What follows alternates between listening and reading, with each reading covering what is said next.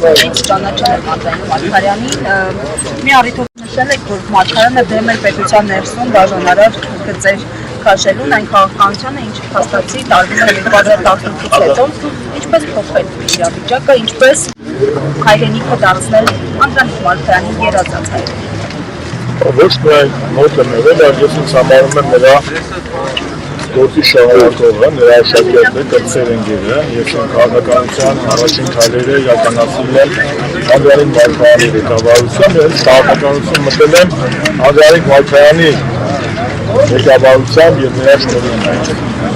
Ինքն իմ առաջին գործիչն է, իմ առաջին ղեկավարն է։ Եթե չլիներ Անդրանիկ Մարգարյանը, հələ հարց է, դու շարունականը քաղաքական գործիչ կլիներ, թե չէ։ Ինչ վերաբերում է ինչ պետք է անել,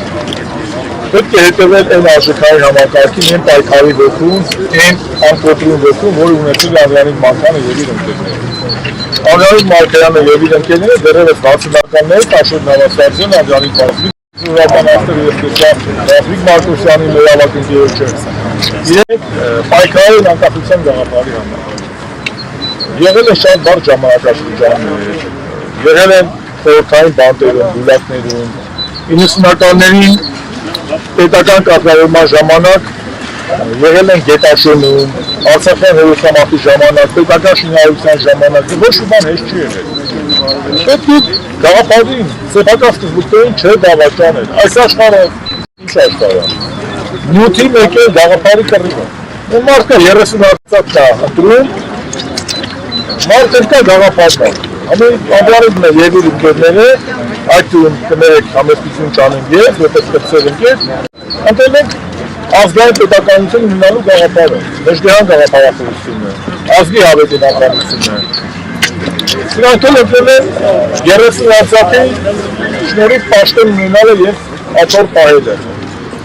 Ոչ միայն բաժանարար գծերին դեմ եղել, Անդրանիկ Մարգարյանը դեմ ա եղել պետության ապազգայնությանը։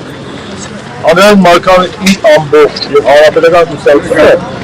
միշտ ասել է, որ մեզ